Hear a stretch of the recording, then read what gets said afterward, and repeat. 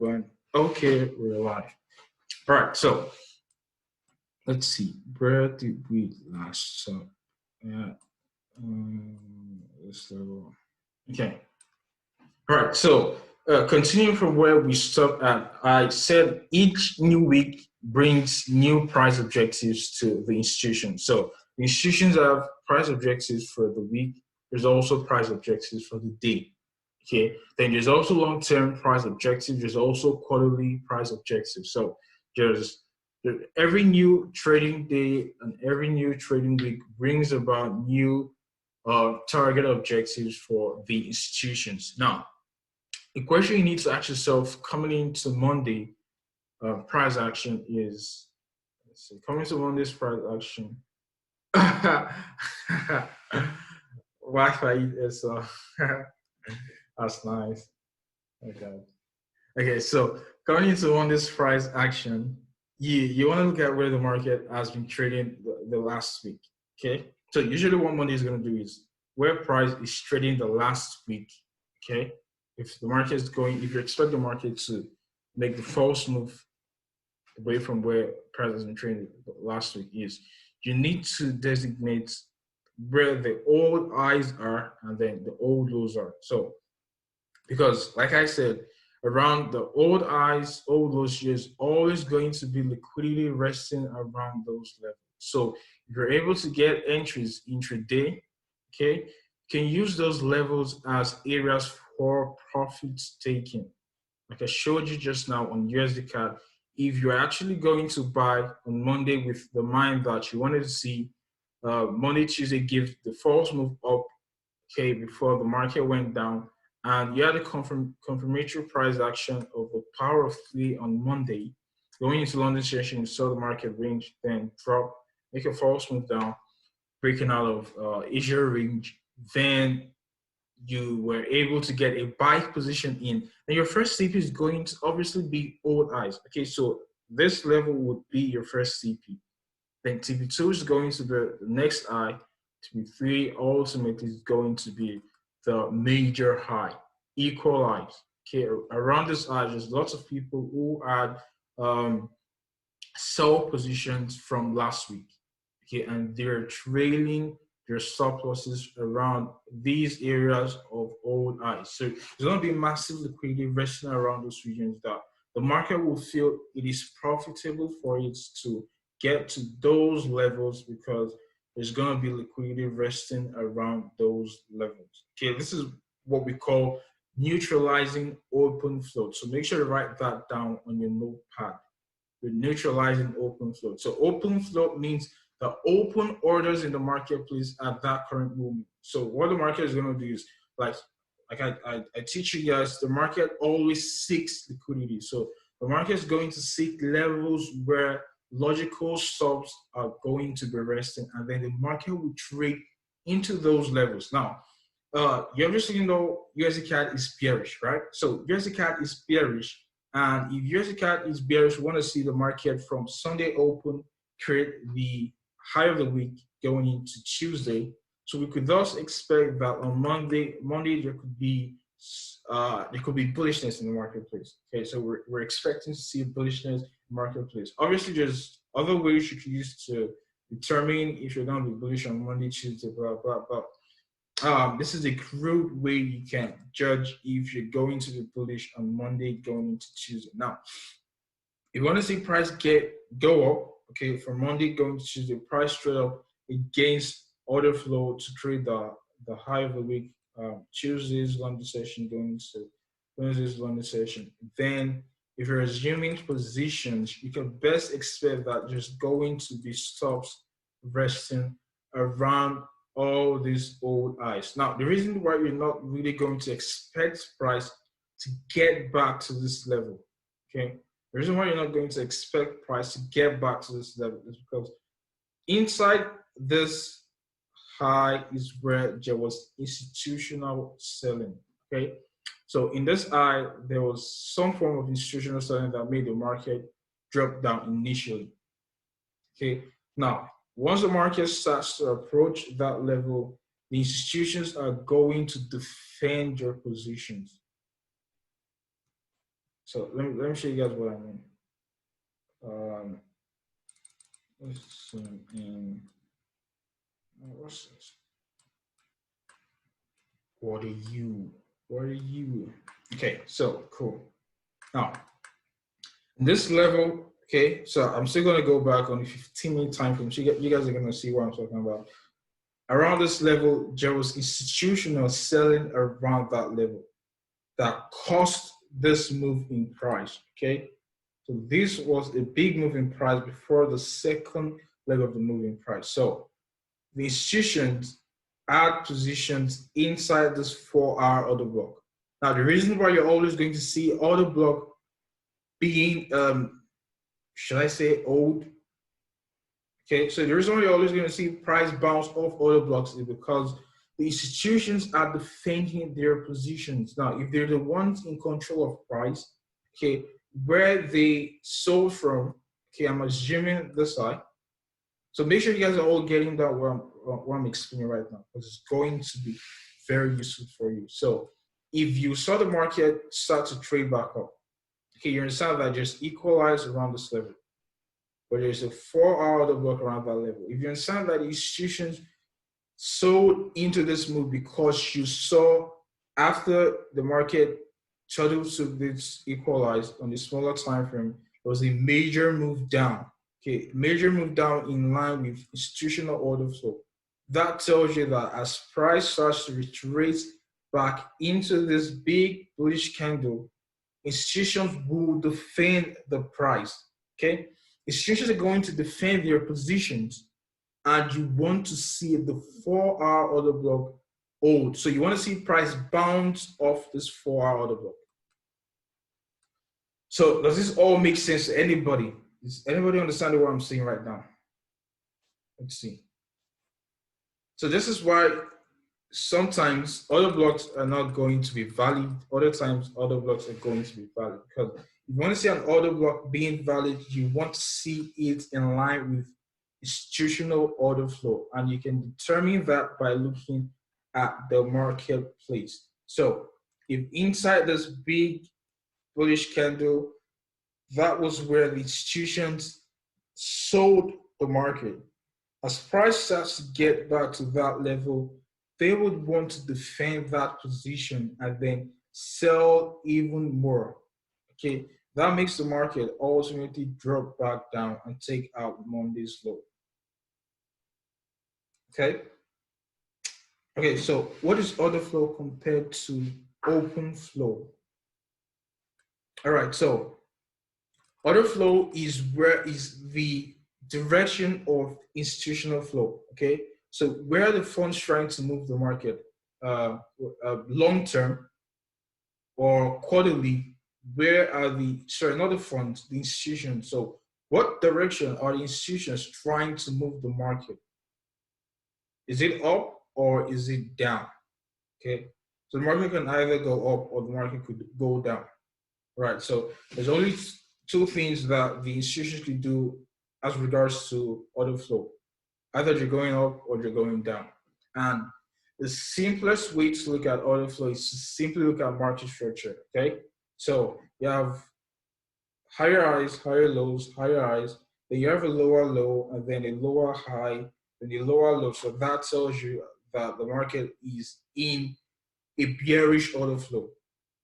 Okay, because the market structure is proving to you that the institutions are bearish. If the institutions are bullish, you're not going to see lower highs and lower lows. Okay, the institutions are bullish, you're going to see higher highs, higher lows, not lower highs or lower lows. Okay, so simply looking at the trend tells you where institutional order flow is. Okay, so basically, a turtle soup is smart money reversal. Exactly. So a turtle soup is a smart money reversal that if price gets to that level and it is in line with institutional order flow, the market would always defend that level. Okay. So let me show you guys an example. Look at pound yen. Okay. So I explained to you guys yesterday that we want to adjust a few hours ago that we wanted to sell pound yen. Why did I say we want to sell pound yen? Now, if you look at the pound, it will equalize around this level that the market went into. Something made the market drop from this level quickly all the way down into that level. So the first question you ask yourself is, what caused the market to drop from this level all the way down? Is it the institutions or the funds or we as retailers? Okay, so obviously it's the institutions, okay? Because it takes huge amounts of money to move the market by one people. And the institutions are in control of price. Exactly. So the institutions are in control of price. So there was a catalyst that made institutions be bearish from around this level. Immediately, price turtle swept this old high. Price quickly dropped. Okay, price dropped quickly. Now, if you look at order flow is bearish. Lower highs, lower lows, lower highs, lower lows, like that. Okay, so we've concluded that order flow is bearish, and we're looking for bear moves in line with institutional order flow. So price went to this level and turtle swept that level. As price starts to retrace back to this level, you want to see the institutions defend that level, because we're assuming that if they assume positions around this level, because it is evidenced by price dropping all the way down to take out equal lows, then they are going to defend their positions from this level. So inside this level, you're going to defend your positions by assuming more sell positions inside this level. This is why we're looking at pound yen dropping. So this is where you apply all those things being taught to you guys on your day-to-day trading. Okay? So this makes sense to everyone now. Let's see. Our time frame support, higher time frame support. Oh, HCF means higher time frame support. Okay, we can do like that. Yeah, exactly. So higher time frame support is daily, weekly, for monthly. All right, so let's get back to the USD CAD. Let's see what we're talking about. So I'm going to try to make this session very quick, snappy, so you guys get the most impact, and I don't really waste your time. So this is why you want to see the market being defended around that level. Okay, you want to see the market defend itself at that level, the 1 hour order block. Now, let me get back to that level. Sorry, that is 15-minute time frame, and let's see. Okay, so now price rallied, took out old I1. Then going into Tuesday, we had equal highs. Okay, price basically ranged, and then price continued the rally up because institutions assumed buy position somewhere around here for Monday. Now, ultimately you're trying to get to this level. Now you can see how clean these levels are. 1, 2. Okay. So the thing about equal highs and equal lows is they're very obvious to the eye. Equal highs and equal lows are very obvious to the human eye. So, sorry, I almost got that. So,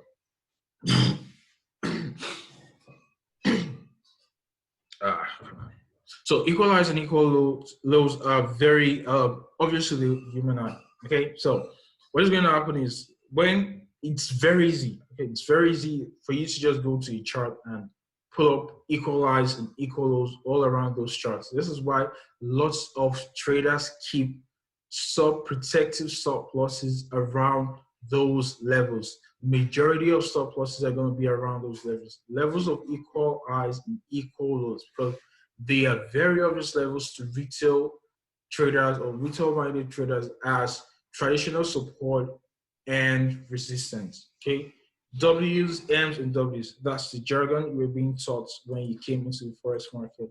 M's and W's, M's are forms of resistance, W's are forms of support. So all jargon, because this is what they use to ultimately get you. So this is a clear, very clear M. Okay, equal high. So you could best expect the market to trade into that level. Okay, now if you expect the market to trade into that level, and then there's a 1 hour order block around this level. Okay, let me even pull this up. So this is a 15-minute time frame.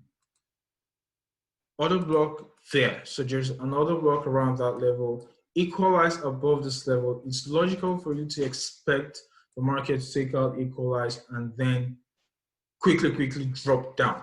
Okay. Now, so what I did there, I went to the level where price totals sold first. Okay, before this extrapolated move down. Let's move down. Okay, something made price move all the way down. The institutions. Okay, now where is the last bullish candle before this move down? There's a very big juicy candle inside this move down. So this is where the institutions assumed sell positions. Okay, so you can assume it's a long-term sell position. One more thing I want you guys also to focus on is the bigger the bullish candle before a bear move, the more valid that candle is for order block as an order block. Okay, so the bigger and the higher the the bigger the bodies of the candles to the week, the more valid that candle is as an order block. Okay, I did this solely off my own discovery. So whenever I like to designate order blocks, I like to look at candles that were very big and juicy. Okay, very easy to spot because what happened is inside this very big candle, something made the market quickly turn around from this very big candle and drop all the way down. Okay, that tells you inside this big candle there was selling, institutional selling inside that candle. Sure. Oh shit.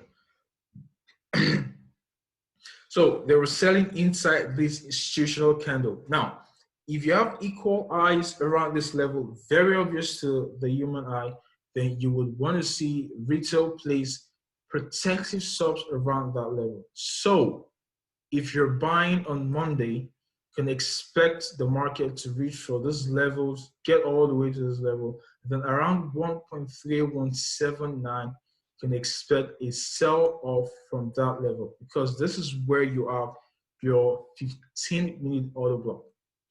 Okay, so you're going to see the market do. So you see how the market reached for that level perfectly.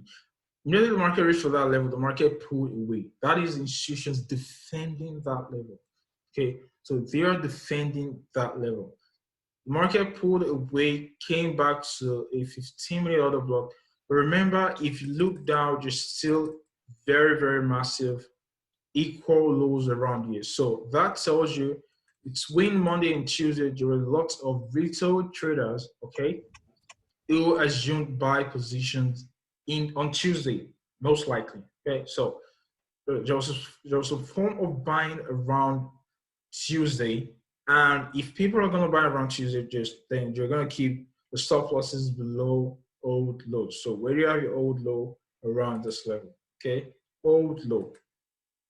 So let's use Monday's low. Old low. So it's very obvious that this is an old low. If for some reason you expect bullish price action, then and you're buying, then you're going to keep your stop around this level. That tells you that if you're going to be a seller from this level, you want to see the market take out equal lows. So as price progresses going into Wednesday, you have equal eyes, okay? Equal eyes around this level.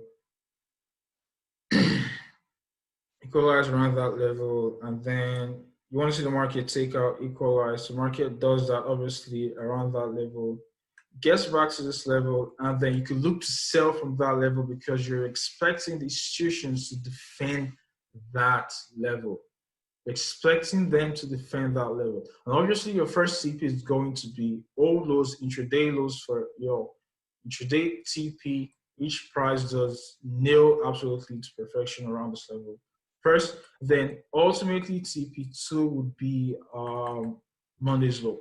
Okay, so price eventually on Friday gets down to Monday's low for about, let's see, 66 pips. So that was a weekly range for US CAD. Now, let's see. Any questions so far?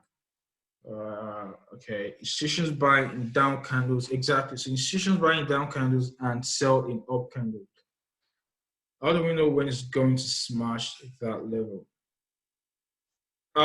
Jody, I don't understand what you mean by smash that level. You mean trading soup for a sell or for TP? Okay, because there's a different way you can use stop runs. Okay, you can use it as a way to enter price, like to make a trade entry, or you can also use it as a way to take profits. Okay, but you always want to use it in line with institutional order flow. Now, if you're using it as a way to take profits, then you want to expect price to smash through that. But if you're looking at that region as an area for trade entry, then you're expecting price to turtle soup that. So turtle soup in the sense that price is going to smash through it, but quickly pull away. Now, the key to using equal eyes or all eyes and all those is the first thing you need to do is to understand where is the direction, where is the higher time frame direction, where is the higher time frame levels. Once you have that, using stop runs or turtle soup, you're gonna expect that before it even happens. Okay, you're going to be able to anticipate stop runs before they happen because you have your higher time frame direction in sight. You know that the market is being bearish. So any stop run to the eye or any stop run to old eyes is most likely going to be a turtle soup. Okay, and you're looking to enter off that. Hopefully I'm making sense here. Let's see. Oh, okay, exactly. Right. So let me quickly illustrate for you guys. Right. So we pull brush. So if you see the market doing something like this, the market is going down, going down, going down. Okay. Now you know institutional order flow is bearish. Institutional order flow is bearish.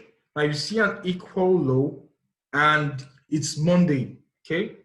If it's Monday and you see an equal low, you can expect price to turtle through that equal low, not really smash through. Okay?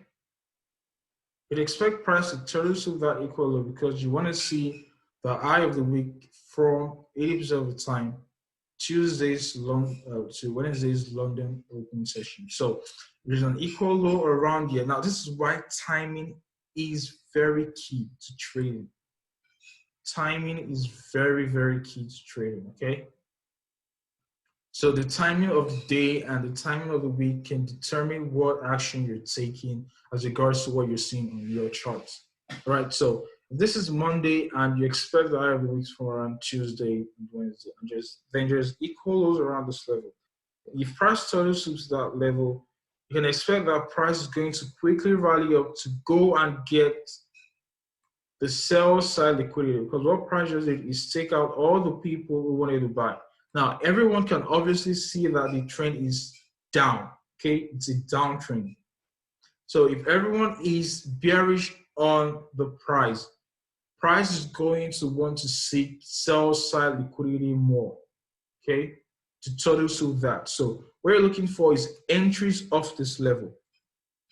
You're looking to enter price of that level. And the TP is going to be equal lows. So you're using this level as areas for taking profit, not entering. Now, the difference between this is that if you actually want to enter price around this level, then the day of the week, Monday, that is when you're entering price around that level. That is still acceptable because you're expecting the high of the week to form Tuesday going into Wednesday, okay?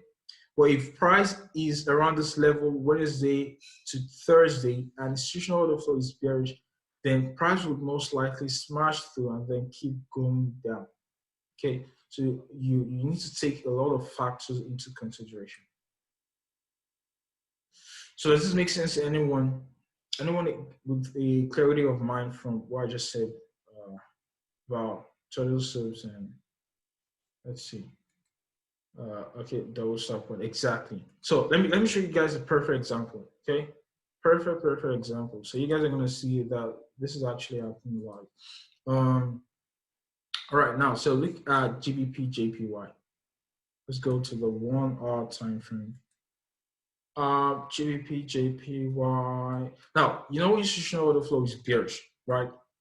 Higher highs, higher lows. There was a major low around this level. Price took out that major low and respected a retracement. Now, this is an equal low being formed. So there's an equal low being formed, and then price goes up to total that high, then starts to drop. Now, look at Monday's price open. Okay, look at price open for Monday. So what price did first on Monday? Went down to what? Take out equal lows. 1, 2, 3. Smashed through, took out equal lows as a total soup, and then quickly rallied up. Okay, so the market took out equal lows, then quickly rallied up. That tells you this is why you want to be a buyer on Monday, because although institutional order flow is bearish, we want to see the market do the open high low close. Okay, every candle has to do that, open high low close. So from Sunday's price open, if we're bearish for the week, we want to see Monday go bullish. Okay, and you're looking at a gold dropping from Monday, that also supports your pound yen strength. Okay, so we want to see Monday go bullish and then sell pound yen going into Tuesday and then Wednesday. So what price did here was to other people thinking that they were going to have sell stops below this level, thinking that price is just going to keep dropping down because price is bearish. Now they're now trapped because the market grabbed all the sell stop orders below this marketplace and then quickly rallied up. So what is happening is all the people with sell stop orders below support are currently in drawdown of about 157 pips. So that's going to make a lot of people close their positions. Okay. That way, the institutions are making money off doing all these simple things. Okay, and what are they reaching for? They're reaching for old highs, and we have one old high here. Those who are still selling from that level, we're trading your stop losses tightly. The market is going to get back to old high to take them out of the marketplace. This is called open float neutralization. Okay. The market is simply neutralizing all the open float in the marketplace.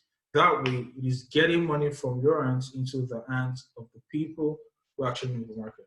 Okay, so any questions? How do the banks make money off taking people out? Okay, so now let me ask you a question. If let's assume you sold pound yen. Let's say this one. Okay.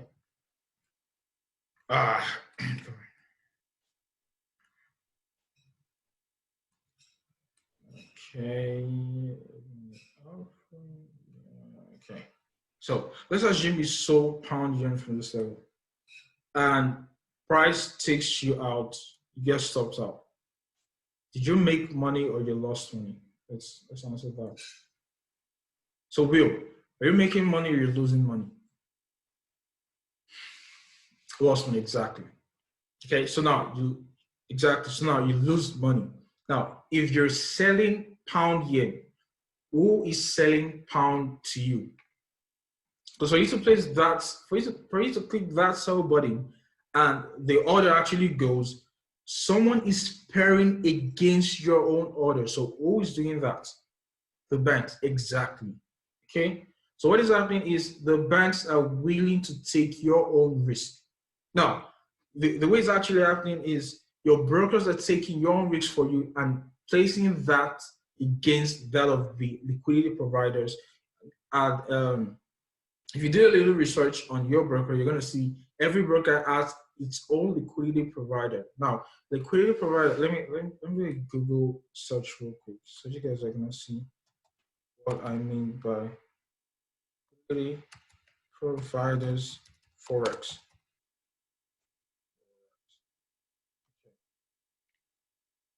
So let's see. All right, let's click this. Hopefully, you guys can also see my screen clearly, because now Well, actually, one of the most fundamental possible transactions is liquid market. Okay, let's see. All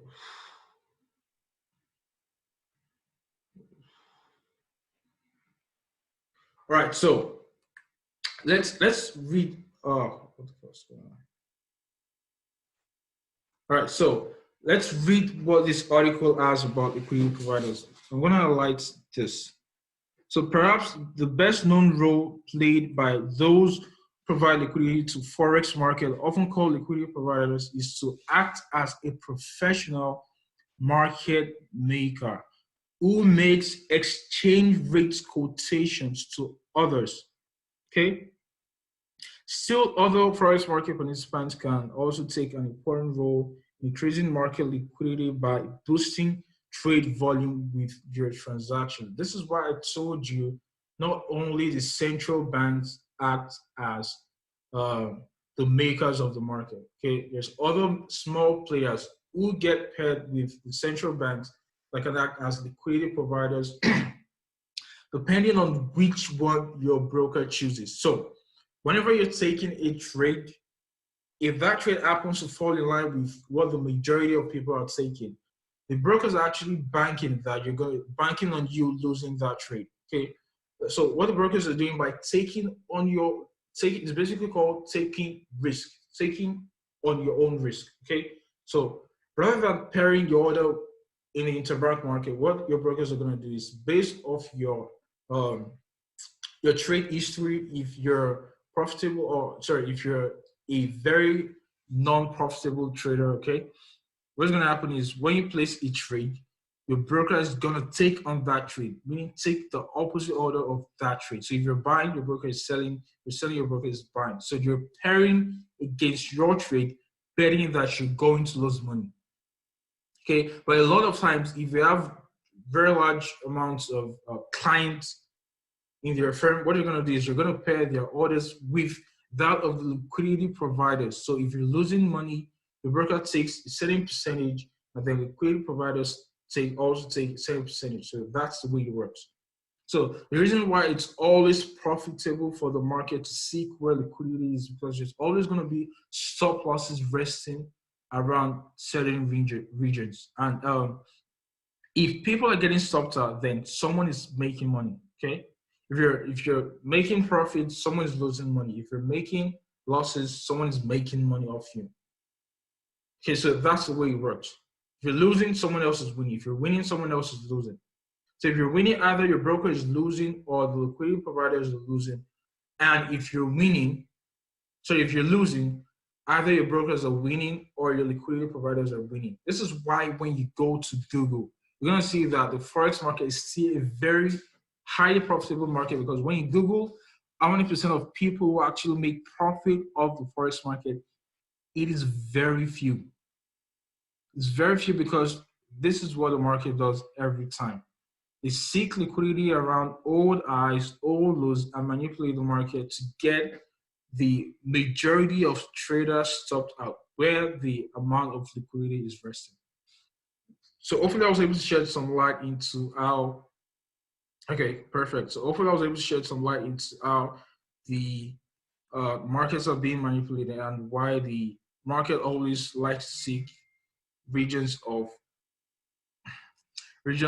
old highs and old lows because liquidity always rests around those regions. So as an advice, I'm going to tell you to go back to your charts and look for examples where old highs and old lows presented opportunities for trade entries and also opportunities as a profit-taking level.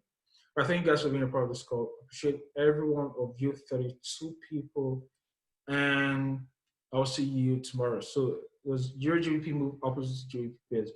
Euro GBP is like the DXY of pound and euro. So if Euro GBP is bullish, then most likely euro is going to be stronger than the pound pair.